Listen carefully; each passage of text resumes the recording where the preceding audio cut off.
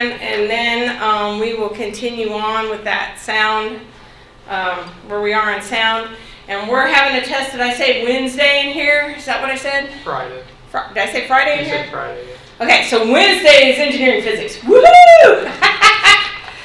Try to keep my two classes straight, so.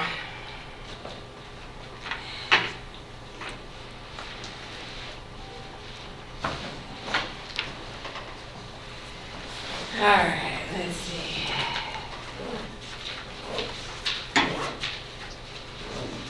Okay.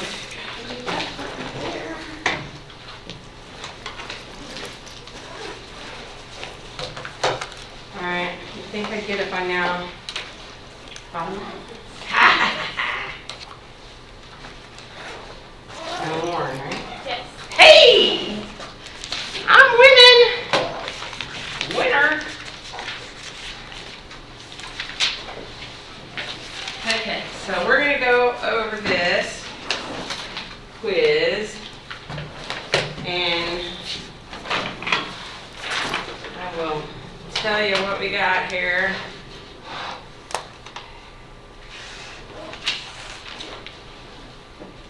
Okay.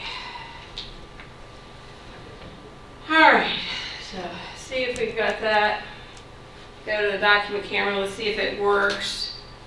And I've got it recording, so we're doing good there. All right. Let's see if I can do this with a little less bleed through on the paper.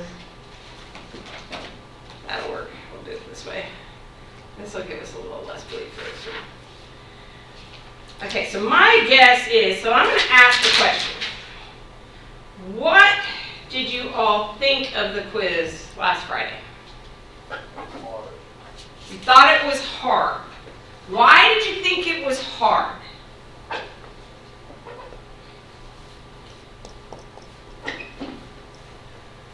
Because if you thought it was hard, I'm about to have some palm to forehead moments. So I'm trying to figure out why you guys thought it was hard. Other than this is the first test that I've given for you guys at all that was no notes, no calculator, no nothing.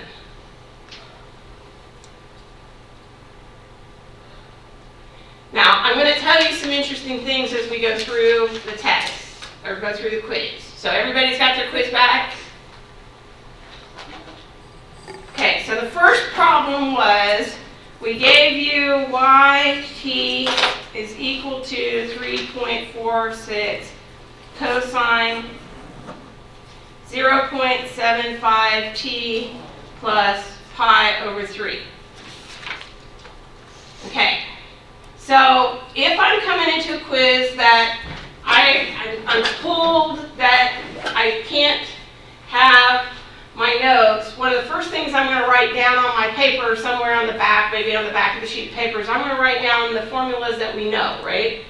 So if I'm doing waves, the formulas that I know are xt is equal to a cosine omega t plus my phase angle.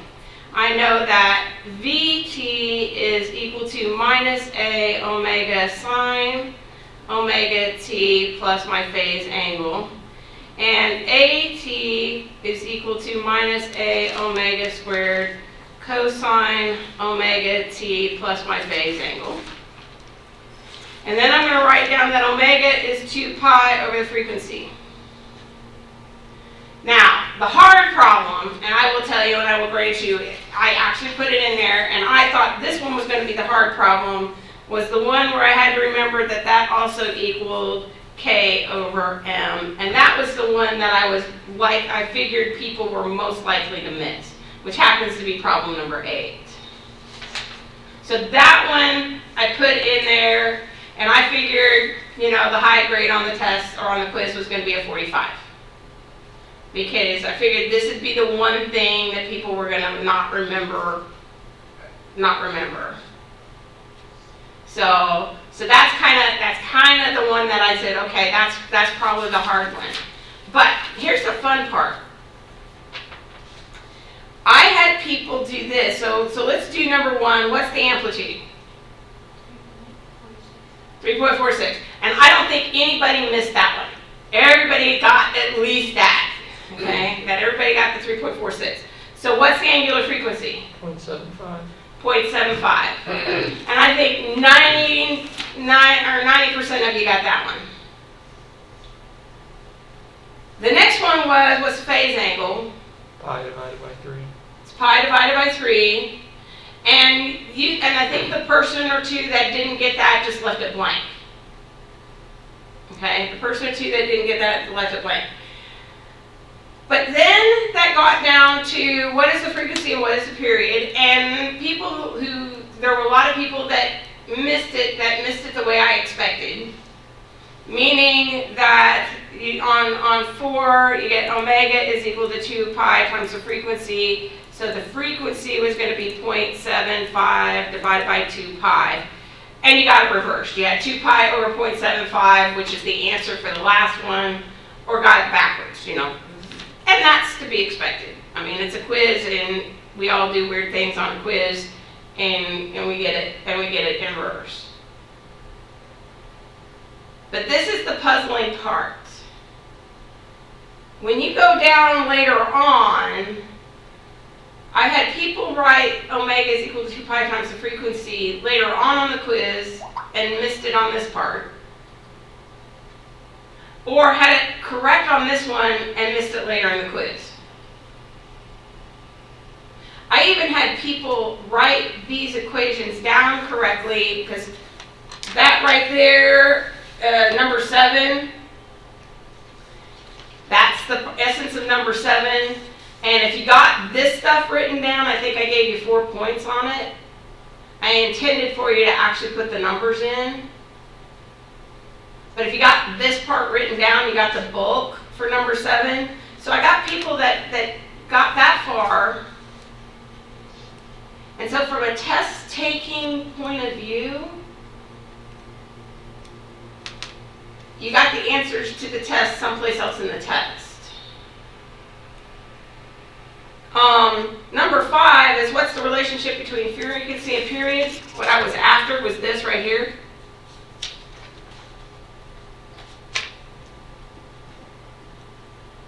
That's what I was after. I had a couple of you write me a treatise.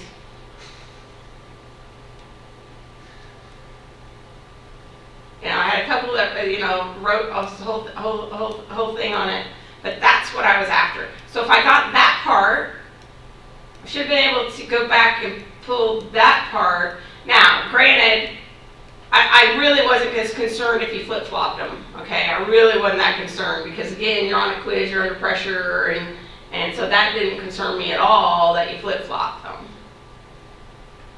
That says you got the right idea, but it's 8 o'clock on a Friday morning, and maybe you stayed up all night, and we do that all the time. We get them flip-flopped.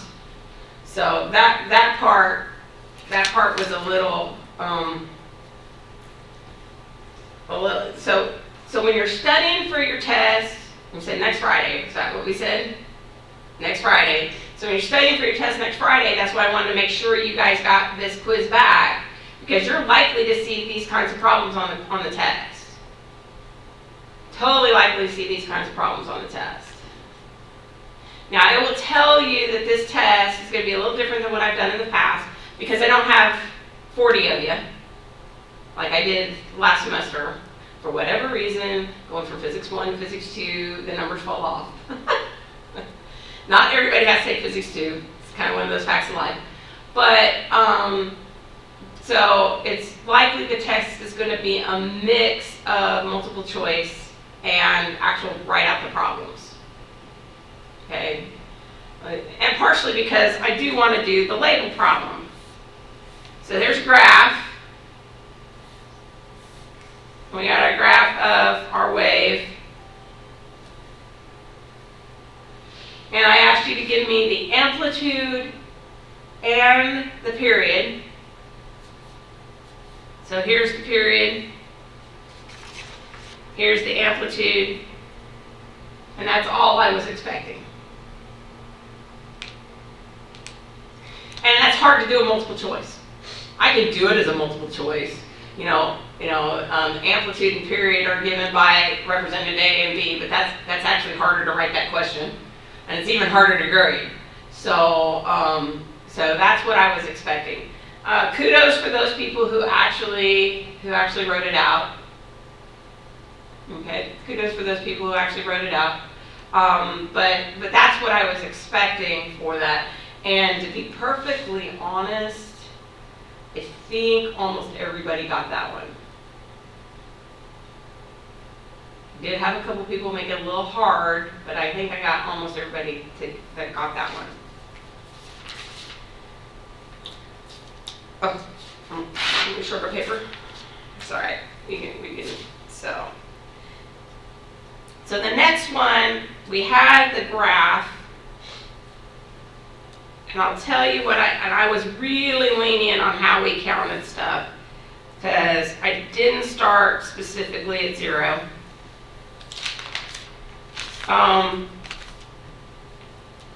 The actual equation, if I were going to write it out, is going to look something like this, particularly if I did not have a calculator. If I did not have a calculator, this is how I would have left it.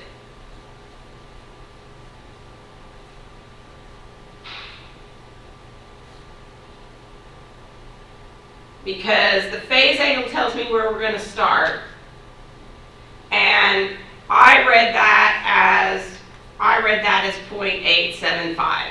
That point on the graph, I read it as 0.875. So my phase angle was going to be the arc cosine of the 0.875. Now, if you went as far as giving me something like this, or any number in that spot, I went ahead and gave you credit for it. Because when I wrote out the test, I was thinking something different, and then ultimately realizing you guys didn't have a calculator, I gave a lot of leeway on the phase angle. Okay, gave a lot of leeway on the phase angle. So if you did anything to tell me that there was a phase angle, I think I gave you partial credit for it. The amplitude part, and I credited, because I used 13, that's how I read the graph. I think most of you read it as 12.5. So I didn't count off the difference between 13 and 12.5. It's how you eyeballed that graph, and that was totally okay. That was totally okay. And that comes down with omega being 2 pi times the frequency, which is 2 pi over the period. So how you get there is you read the period, and then you plug it in here. And so that's what was interesting, is that on the same page, I had people write omega is equal to 2 pi times the frequency, go in and figure out the frequency, but not do that on the first part.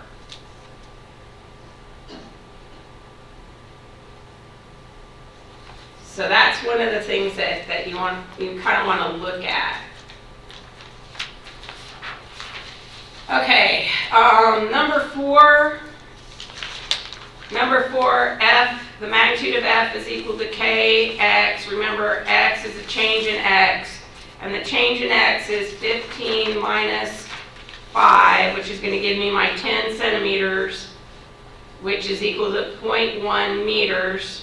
So K is equal to the force divided by X, which is going to be 4 newtons over 0.1 meters.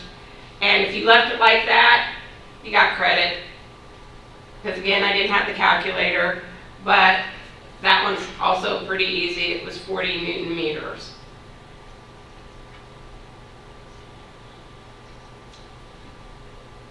But if you left it like that, you got credit. I had some people that did the other thing and did it like this. I did count partially off for that, because that's not meters.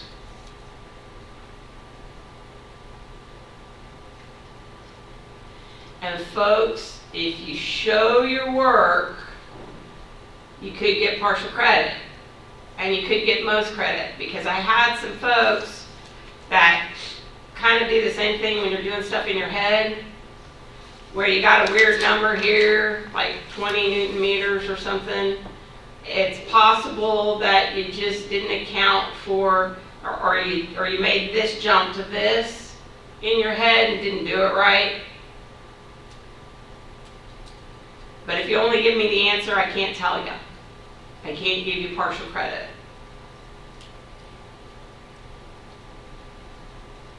And I will tell you on this coming test, if you have a multiple choice problem, and the multiple choice problem is you have to work it out, if you don't show your work, you're not going to get full credit for the problem. Okay? You're not just going to be able to go in and circle the answer and get full credit. Now, if you circle the right answer, I am going to give you partial credit. Okay? Because that's test taking skills 101. Don't leave something blank. And if you're running out of time, let's go ahead and circle the multiple choice answers. But I'm not going to give full credit for just circling the answer if it's a workout type problem. If it's one like this, what's the relationship between frequency and period? That's a different issue. I'm not expecting you to write down the equation. I'm expecting you to just go ahead and circle the answer.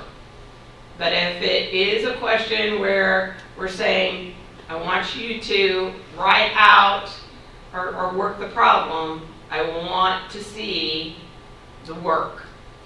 I'm not going to give full credit for just circling, taking the right guess. You're going to have to show me the work. All right, I got to get some more scrap paper here. Hang on, I got to get scrap paper. Because I was running this morning because I was trying to get a whole bunch of things accomplished, so.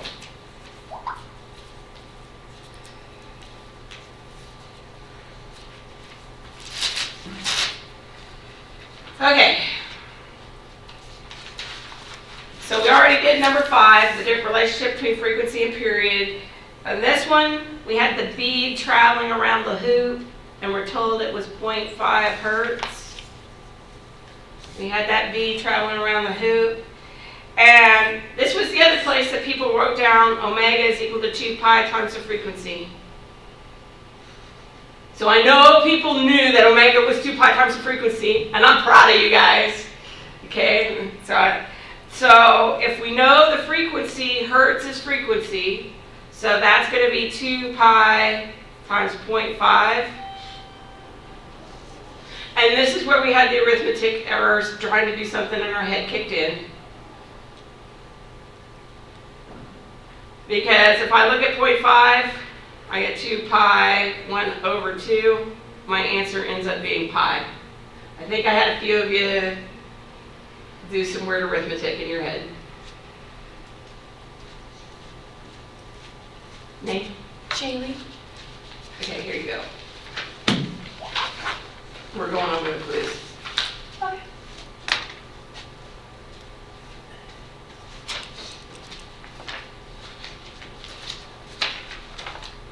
Yeah, so that got to be a little bit of, this is number 5, or number 6, so just keeping up.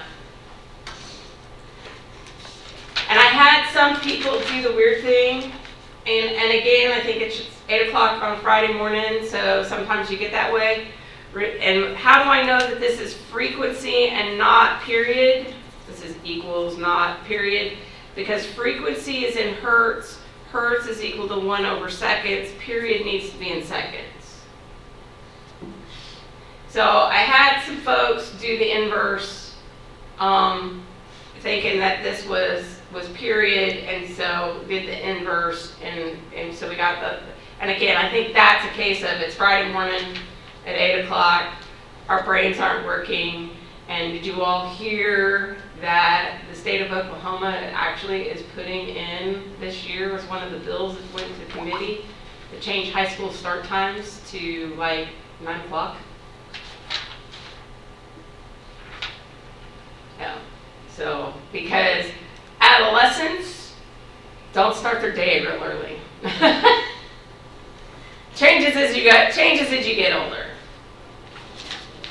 So for number 7, the first thing is, so if I'm making my cheat sheet out for you, because you guys get to have your cheat sheet for Friday, the test is a week from today. So if you do that, you want to have this on your cheat sheet. You also want to have the one where I'm going to get kx minus omega t, or vice versa. I think I've got it backwards. But you'll want to have that form of the equation on there, the one that's in space and in time.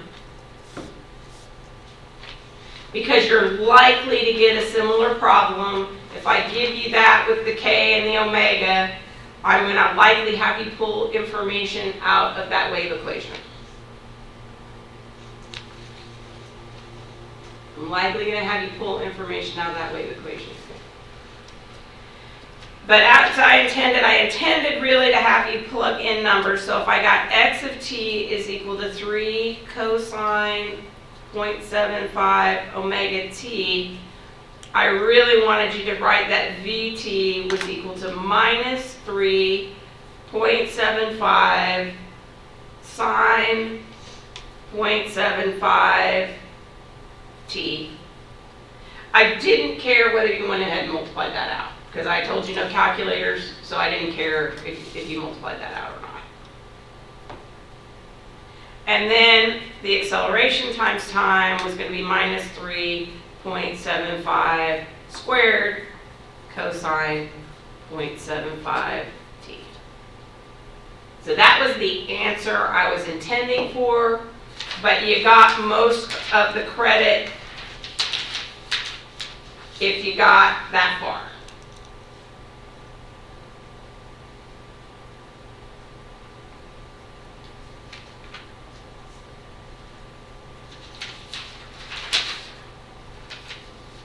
And as I said, number 8 was the one that I figured people would not necessarily remember the stuff, so I figured that was going to have a low success rate on that problem. And omega is 2 pi times the frequency, which is equal to the square root of k over m. The problem told you that the spring constant was 32 Newton meters. The mass was 2 kilograms. That would give you 32 divided by 2, would give you the square root of 16, and that would give you 4. So the frequency was going to be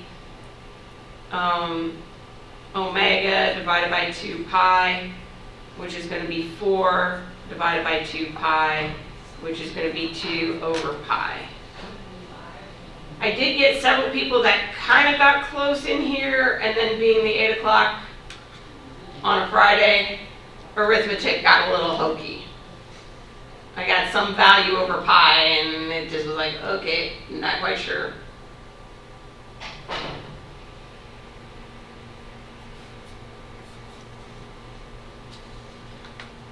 The next one, write down the equation for potential energy of the spring.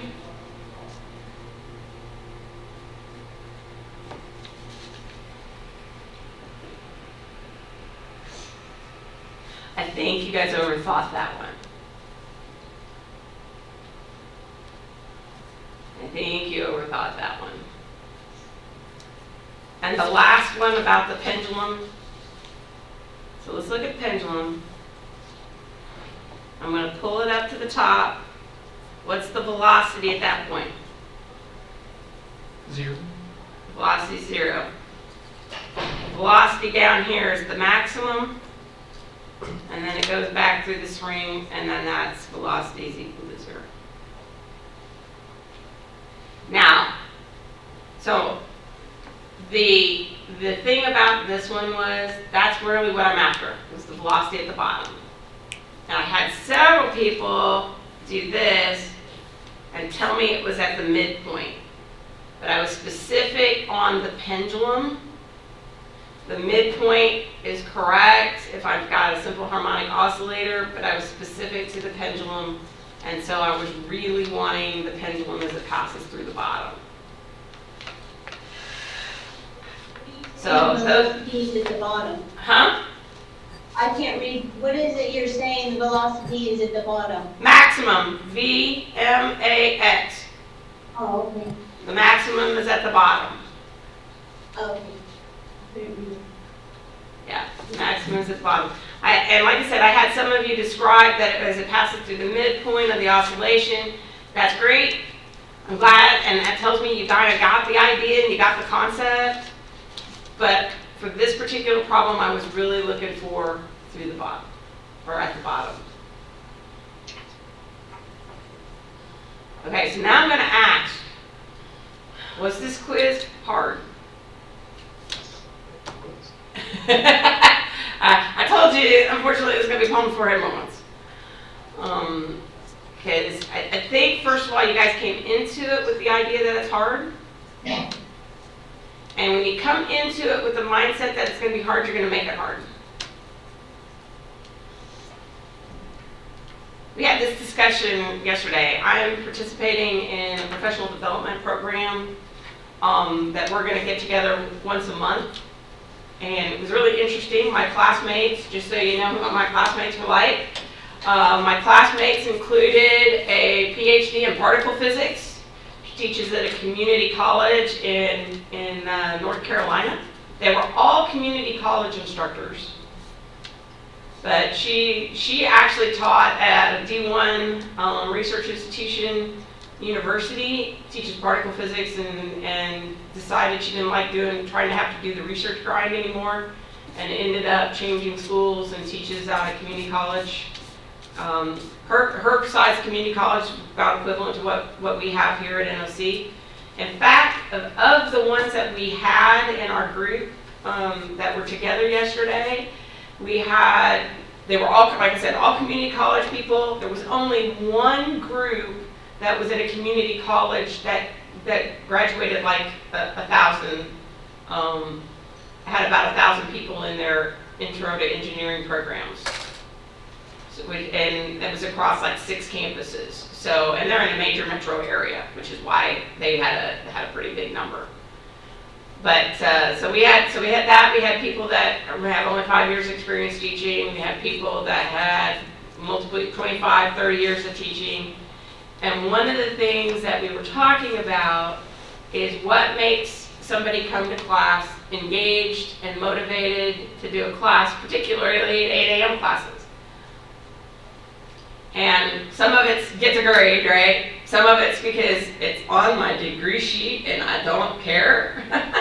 It's on my degree sheet. But the one thing is that they talked about how we all sabotage our classes. And we sabotage our classes like the one instructor who had 30 years of experience, he said, I made a fatal mistake. I actually told one of my classes this was the hardest class on campus. And he said it set the expectation. He said he had the worst semester with those students ever. Because they came in with the mindset that it's hard. I don't know about you guys, but if I have a test that all I got to do is pull information out of a wave equation, it's harder for me to remember. How many of you have had anatomy? Since most of you are biology majors, I got anatomy, and I'm sorry, I cannot remember. If I take my hand, I cannot remember what all these little bones are in my wrist. And I can't remember. Now, I can tell you the mandible on a skull. I can pick it out. I can tell you these are tarsals and whether they're metatarsals or the other tarsals. No, that's on my feet. Yeah, those are carpals. Those are carpals. See, there you go. There you go. And the metas and the metas, let's see, the metas are here, and these are the carpals, and these are my phalanges. I do remember those are my phalanges. Okay? So to remember that stuff and we're putting that together, to me that's a lot harder than going, hey, I only got an equation. I can write down the equation, the general equation, and I can pull information out of it. I can pull information out of it. And so for those of you that are going on, why do I care about wave equations? What does an EKG look like? What does an EEG look like? Brainwaves. And I've got to be able to put, and the information that those waves have, the amplitude of those things, the frequencies of those things are going to be able to tell you the condition of somebody. Okay, those are going to be able to tell you the condition of somebody. And that's really what this is after. And of course, we're about to apply it more to sound and look at sound, but anytime I have a wave, whether it's an EEG wave, whether it's an EKG wave, whether it's, any of those waves, I'm going to be able to get information out of it and be able to tell something about the conditions. And so that's why we spend time on this stuff. It's also why we spend time, because my background, I'm a light scatterer by training. I deal with instrumentation. And if you're looking at detectors, you're looking at frequencies, you're looking at all of those pieces, that's telling me something about the conditions of the material that I'm working with. So it's kind of the why behind we do stuff, the why behind what we do. So questions about waves, wave equations, that was all chapter 14-ish, I think. When you say angular speed, you also mean angular frequency? Angular speed and angular frequency are the same, it just amenders of what condition or what's the system that I'm working in. Because if I'm dealing with an atomic system, frequency is going to sound, or is going to be more apt. But if I've got a bead that's going around the circle, I may want to be looking at that tangential speed. Because let's think of good old David's slingshot. When it's going around in the circle, with David's slingshot going around in the circle, that's an angular frequency as long as it's going in the circle. But as soon as that string breaks and it wants to go out, how am I going to tell what the translational speed is? I'm looking at the angular speed. So even though from a physical quantity they're the same, it's kind of how I want to frame how I'm looking at the system. Questions over there in Tonkawa? It seems easier whenever you explain it. It always seems easier when we explain it, right? I'll tell you, I'll give you an example about that. That's really one of those things, and it's always one of those. I had a mentor. His name was Marvin Johnson, PhD, electrical engineer, had been with Phillips Petroleum. This is when Phillips was by itself. It was with Phillips Petroleum for who knows how long. He retired, went and taught chemical engineering at Oklahoma State. He went and taught there, and that's where I met him when I was at Oklahoma State. And then he decided teaching was fun and all, but he really wanted to go back into the lab, so he went back to Phillips Petroleum. So he only retired like 3 or 4 times. And one of the things, we're in a meeting with him, and if you ever go back to Fast Company magazine, he was written up as Mr. Patent, and at the time he had 250 patents. So we've got a guy that patents just came naturally to him. And we're sitting in a meeting, and he's describing a system to us. And we're looking at him, and we're going, well, that makes total sense, but how come nobody ever thought about it that way? And then I turned to him and I said, did you turn in a patent? And he says, oh, no, this is just obvious to everybody. And then we all looked around and went, it wasn't obvious to us, and we even kind of know the subject matter, and it wasn't obvious until you said something. So sometimes that's the case. Sometimes that's the case, and it's just how we frame the problem. And part of it, guys, part of it's what you're reading into the problem. Part of it's what you're reading into the problem. So let me take a problem that I'm working with in another class, and you guys have already done some of these problems. So we all know the urban legend about the guy who strapped the rocket engine on his car and then crashed into a wall. You remember this one? It's a Darwin Award. Let me pull it up. So I'm going to switch to the computer. And you all know how to find Darwin Awards, right? So there is the Darwin Awards page. Okay, Darwin Awards page. And And it's the classic, if I do speed, Darwin Go Speed Racer, that's Darwin. Oh, that one's bad. That one's bad. There it is, it's a rocket car. Now, people say it's an urban legend, but I want to read the information here because this is the information. So the operator was driving a 1967 Chevy Impala. He ignited the rocket approximately 3.9 miles from the crash site. It was established by the location predominantly scorched metal strip of asphalt. The vehicle quickly reached a speed of between 250 and 300 miles an hour and continued at that speed for an additional 20 to 25 seconds. And then it remained on the straightaway for approximately 2.6 miles before the driver applied the brakes, blew out the tires, crashed 1.3 miles into a cliff face. The Wile E. Coyote urban legend. So let's think back. So this is a good review. Let's think back to acceleration, velocity, time, and distance. So one of the questions is asking, how far did he travel, or what was the average speed based on the distance traveled? There's a whole lot of extraneous information in here. So if I want to know the average speed between the time he hit the rocket and he applied the brakes, what do I got to know? If I want to find average speed, what do I need to know? Your time, wouldn't you? I need time. What else do I got to know? Distance. Distance. I got to know distance and time.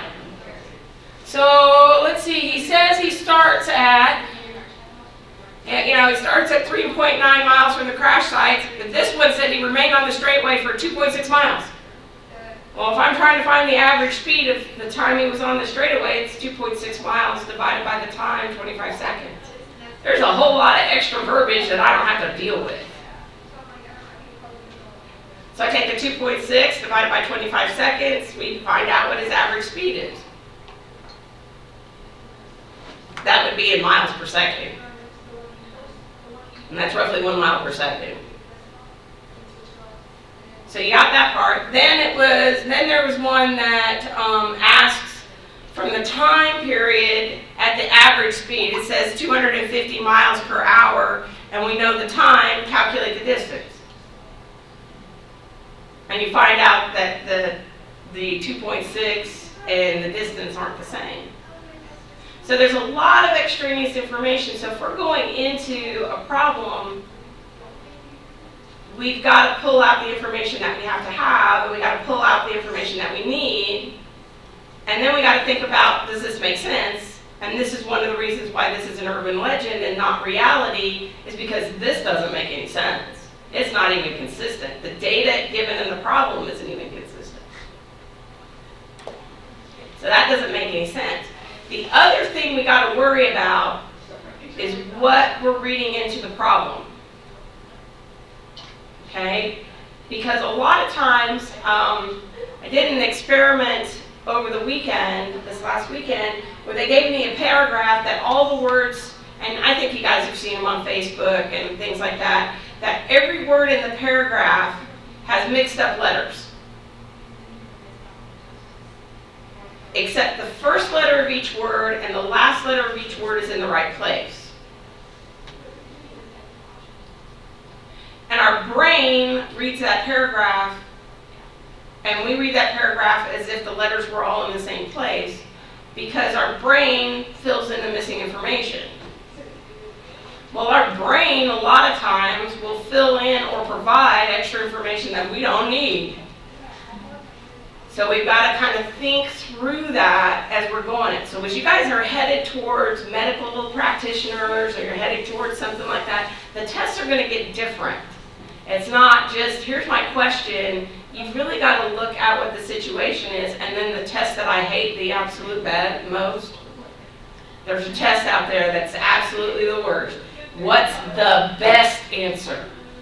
You get 3 correct answers, but what's the best answer? And when you're doing medical diagnoses, what's the best answer? So that's something that you have to kind of worry about and think about.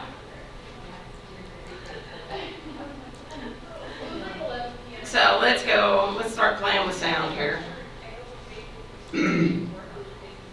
Let's play with sound. Oh, I did give you guys a YouTube video on Beetlejuice.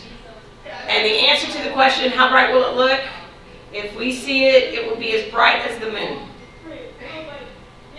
So the star during the day will look like the moon, or have the brightness of the moon, and it will have the brightness of the moon at night.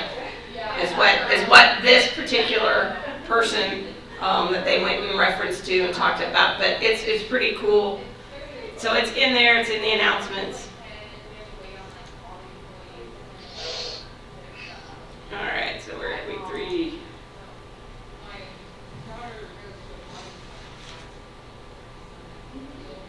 All right. And if I remember right, we were just about. When I did not get a chance to go look at the blast wave that breaks balloons, my apologies, I didn't get there. Okay, we had done our decibels, we talked about spherical waves, we had done that part. We had made it through the Doppler effect. And we had just kind of gotten to shock waves. So let's look at shock waves, we'll start from there.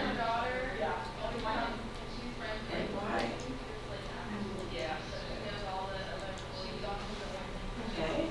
Escape. Oh. Interesting. Show tabs. There we go. What's that light? Current light. There. So we were just getting and showing that maybe. There we go. I'm not doing anything.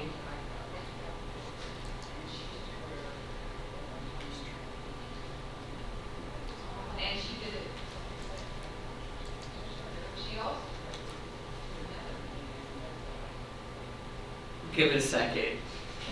I hate it when technology takes over. Okay, so I had a palm to forehead moment yesterday, and I'm really miffed at tech support for that. So we all have heard the stories. You call tech support and they ask, you're having trouble with your computer, and they ask, have you turned it on, right? Okay, or is it plugged in, right? Two things: is it plugged in, or have you turned it on? So yesterday, my new laptop, I have a nice new laptop that I have at home. I went to do a webinar yesterday, and the camera didn't work. And I was like, that's odd. The camera worked just fine not too long ago. That's kind of odd. So I'm thinking, okay. And then I get the error code. Computer can't get to camera. Okay? So I look up the error code, and you look it up on the internet, and it tells you to try these things. One, go see if it's been turned off in the apps. Okay, well, that made sense. No, my camera's all turned on, everything's fine. Then it tells you to go to Device Manager, and the camera's not listed on the Device Manager. Well, that's a little weird. My camera's disappeared from the Device Manager. So it tells you how to go in and scan for the camera. That didn't work. And then it says, well, you may want to go back to Microsoft Recovery the last time your camera worked. Well, last time it showed that I used the camera was like in September, so I don't want to do a Microsoft Recovery thing because of that, because it's like not good. So I go to my manufacturer of my computer, and it tells me to do the same steps. And it says if you get to this step, your camera may have become disconnected inside the laptop, and you may have to go get it fixed. So I'm figuring, okay, this is where I'm at, because I've tried everything else they've told me to try. They've done all of that. I'm on their website with, I've entered my serial number for my computer. And so I figure I've got to call tech support to get a ticket to send my computer, because it's under warranty, send my computer back. And I'm going through it, tech support gets on the live chat and says, well, let me check it. And then it shows me a little switch that's on my computer. There is a camera switch on my computer. It's a new privacy feature. And I went, I feel really stupid. Flip the switch, camera comes back, everything's fine, life works. What I'm really miffed about is that my manufacturer of my laptop didn't have this as one of the things to check on their troubleshooting page. Because I didn't even know, it's a teeny tiny little switch on the side, I didn't even know was there. Which meant that when I was pulling my laptop in and out of my briefcase, is probably when I flipped the switch and didn't know I had flipped the switch. I was not happy. I did express that to my the person who called for the follow-up survey. It was like, if that had been there with the little frequently asked questions, especially when you knew the serial number of my computer, because it's not on every computer, I will grant you that. But I told you the serial number of my computer, it could have been, oh, by the way, did you check this? It would have been much better. So I've had a palm to the forehead moment yesterday. I really felt dumb because I had to go to tech support to find out that I hadn't turned on the switch.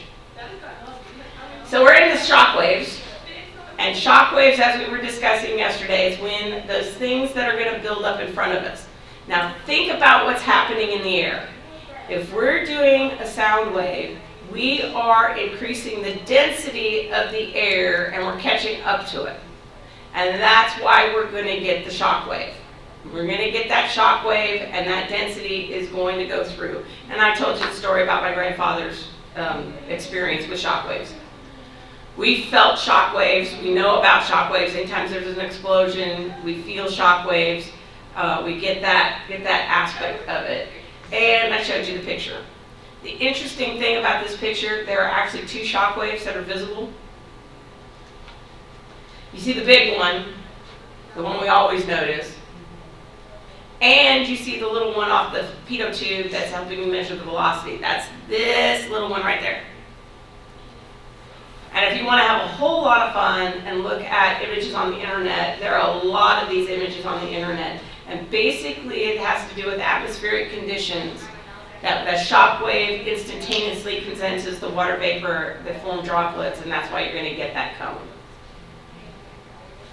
You're going to get that cone. And we actually see it. So we get those lovely shock waves, and then we can see the vapor pressure. So that's why I wanted to stop at this point on Wednesday, because we're going to talk about interference of sound waves and interference of those waves when we get constructive and destructive interference. Now, when you did the lab on the measurement of sound, did you guys actually do beats? Did you incorporate beats as part of the lab? How about you guys over in Tonkawa? Did he do beats with taking two tuning forks together? Okay. The reason I don't include it, and I have started re-including it, I don't include it because I don't have a very good musical ear. I don't sing well. I don't carry a tune well. I can't identify particular notes well. So I don't have a very good music. I can't carry a tune in a bucket, as they say. And so for me to actually hear beats is very, very difficult. But for some people, you can hear them and drive crazy. For others, it's difficult. So what beats are, if I have two tuning forks that are supposedly tuned to 256 hertz, which happens to be a C, and they're slightly off, so like one is at 255 instead of 256, your ear will pick up the constructive and destructive interference, and it will sound as a beat. You'll hear this sound. And so for me, it was very difficult to hear that, so I pulled that out of the lab because I could see it on a computer graph, but I can't necessarily see it together. So if you've got a couple of you that have frequency generators on your phones and you want to play with it, set one to like 255 and set one to like 256 and play, and you'll hear this kind of in and out, wah, wah, wah type thing, and that's called a beat in terms of how we describe sound. And so that's one of the things that we have. So if we're dealing with sound waves, we know that they're going to occur when I get constructive interference.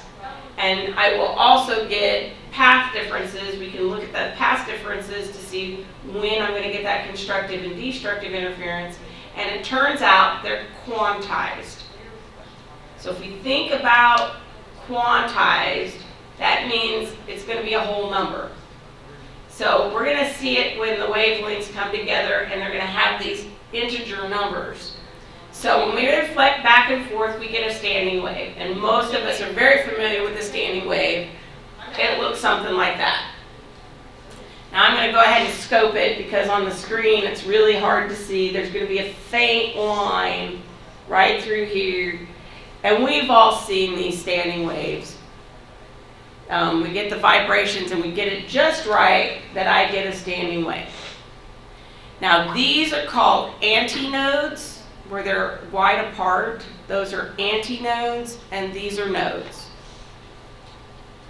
So these are antinodes and these are nodes.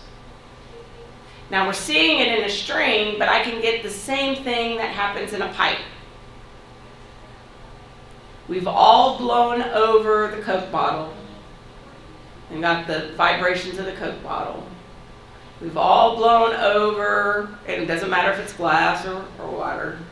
We've all done the finger thing on the rim of a nice glass and gotten the vibrator sing. What we're doing is we're creating standing waves at that point. And depending on whether I have a tube, a string, a closed bottle, is where we're going to set up the nodes and the antinodes in order to create the resonance of that structure. So we're going to get resonance here. So we get our nodes and our antinodes, and we can look at it. So for a standing wave, if I have two fixed ends, now if I have a string, it's very difficult to set up a standing wave with one loose end. But if I have two fixed ends for a standing wave, we can do this and we get one full cycle. Now I can also set up a standing wave in this situation with, I get to node and I get a half a wavelength. This is a full wavelength, but I can get half a wavelength. So there's my length, and this half of wavelength is called the fundamental or the first harmonic. So now we're starting to get into musical terms and how we listen to it from a music point of view. And I can establish this first harmonic, and then we're going to set up harmonics in half wavelength increments. It's still quantized, but we're quantized in a half wavelength increment. So on my second harmonic, I get a full wavelength through here. My third harmonic, I'm going to get 3 half wavelengths. And the wavelength that I set up is going to be dependent on the tension in the wire or the string or what I'm using.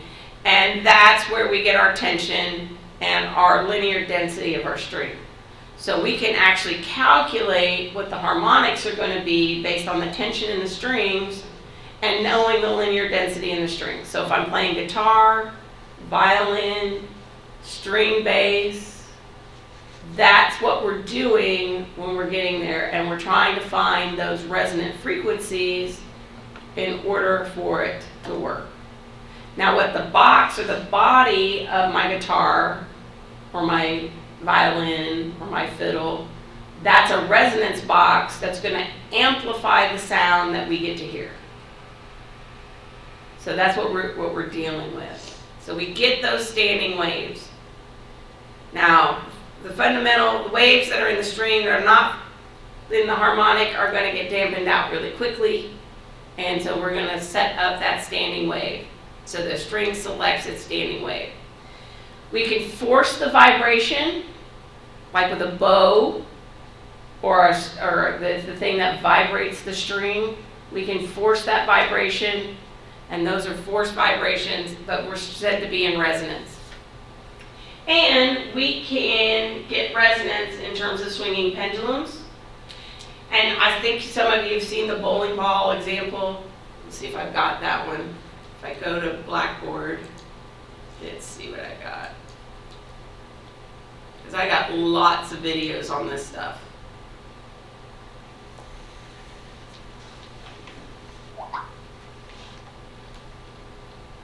So this has got physics demonstrations with those. We'll get there. There's my bowling balls.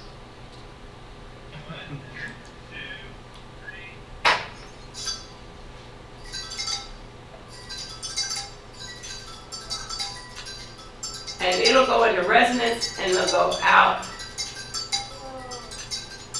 And then they'll get back into sync with each other.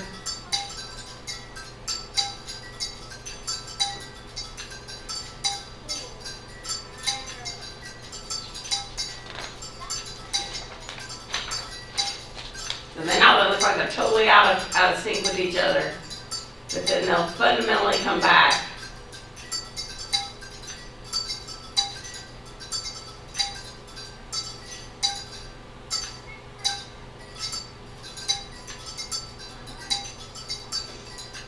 So they'll set things up with their own systems.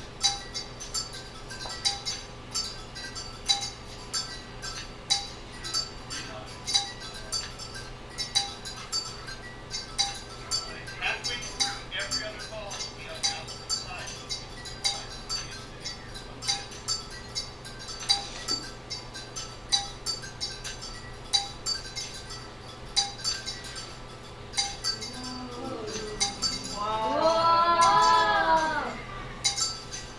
Look at that.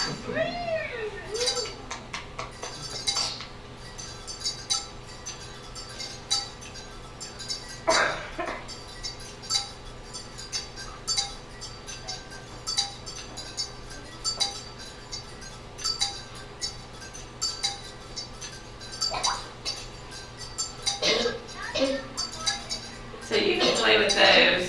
So I've got those in there. Yeah, that's the pendulum wave demonstration, and that's exactly what the book is trying to get at in terms of the vibration. So I'm going to set up some other standing waves, show you that we got other standing waves in a variety of different things. Let's see, it's bowling ball, this rotation motion. So this is we can set up standing waves in this situation. This is using a flame tube.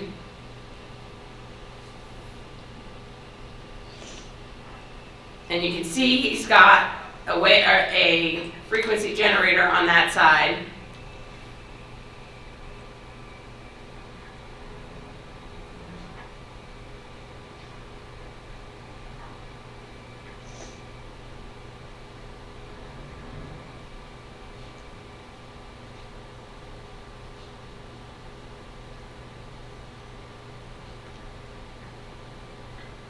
Now he's going to do sound, and he is going to set up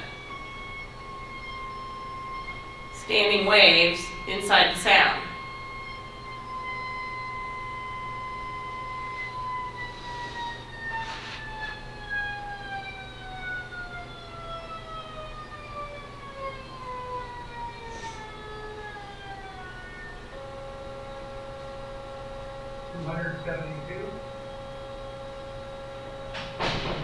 And then now we're going to be able to do quantized, where you go get those standing waves set up in multiples of that 272. And that's going to deal with propane, so let's stop that one. You can do it in a tube. So this one, he's going to do a closed pipe, but we're using styrofoam balls. Same kind of thing, set up the resonant frequencies in the tube.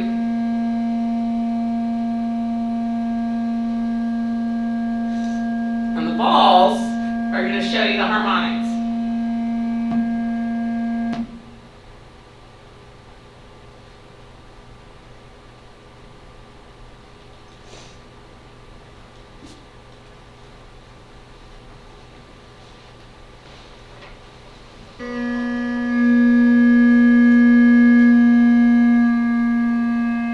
standing wave occurs when we get resonance.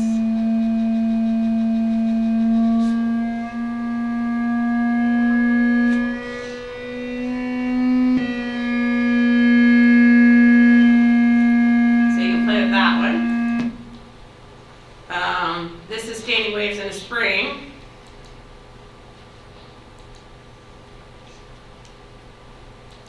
This is a device used to demonstrate standing waves. Now, despite the name, the waves are actually reflecting back and forth across the string. They're not standing at all. These fluorescent lights allow the string to glow so it's more visible in the dark.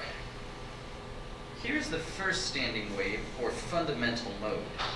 Notice that half of a wavelength is visible. Or another way to say it is, twice of the rope's length is one wavelength. The second harmonic has a node in the middle, a place of zero movement, and two antinodes, places of large movement. A full wavelength is represented. Now these antinodes are of such large movement that if you touched one, you would mess up the whole wave. This is the third harmonic. You'll notice there are now 3 antinodes, of course, and 2 nodes. You'll also notice that the wavelength is 2/3 of the total length. This is one full wavelength. The fourth harmonic shows 4 antinodes and 3 nodes. A strobe light reveals that 2 wavelengths are present in the length of the string. Now it's time for a test of what you've learned. For the fifth harmonic, what would the wavelength be? So you can go through and play with those, but why is all this important? See if I can find it.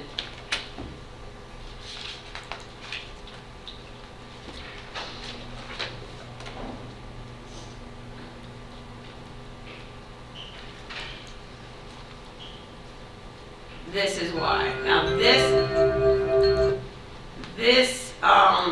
was a forced, like drawing a bow across the string for a violin. We're going to set up a standing wave in the bridge.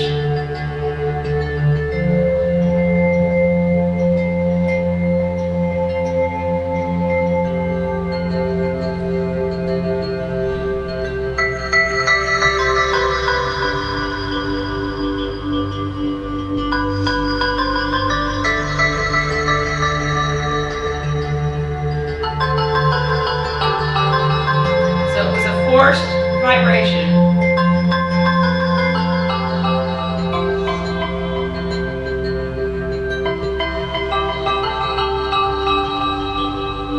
And then as the resonance increased, the amplitude increased, ultimately the bridge gives way.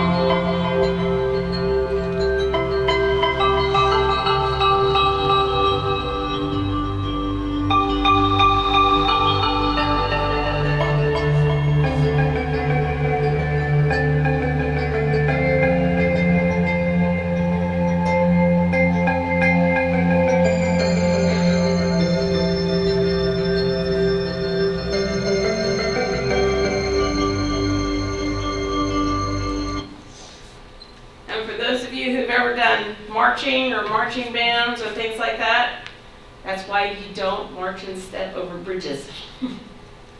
Because they have a tendency to collapse. So that's one of the kind of the interesting aspect of our waves here that we don't necessarily think about.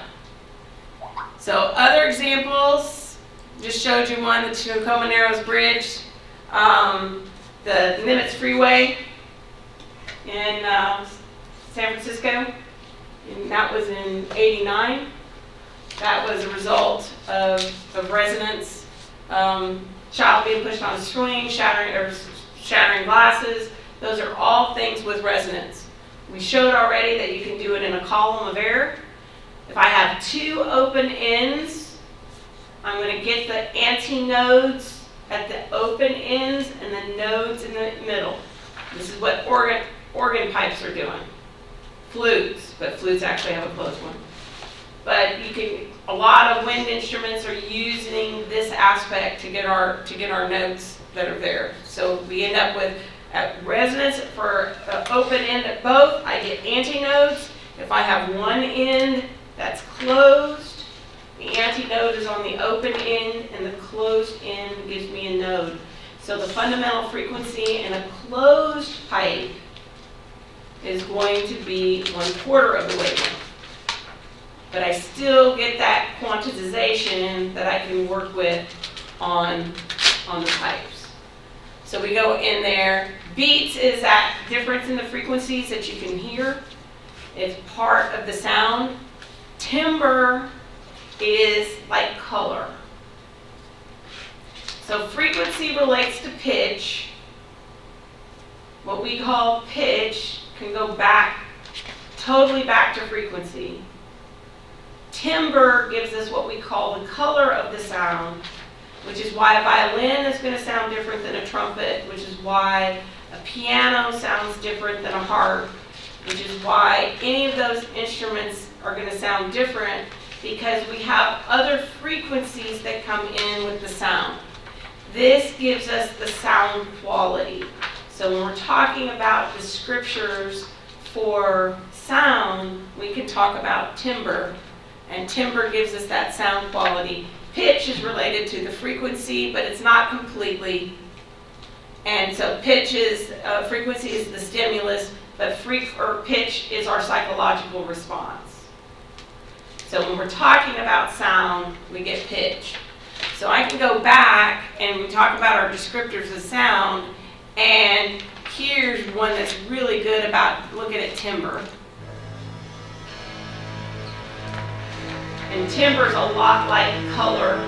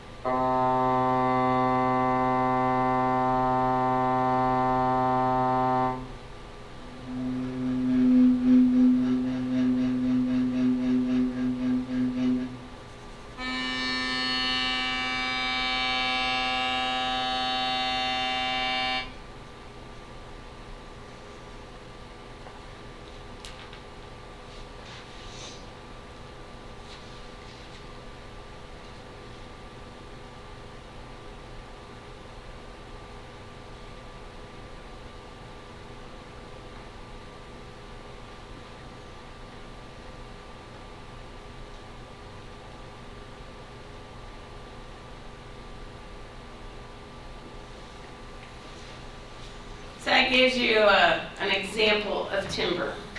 All right, so we said test is next Friday. Test next Friday. The homework is kind of getting there. And we'll start electrostatics a little bit, give you a chance to ask about homework problems on Wednesday, test next Friday.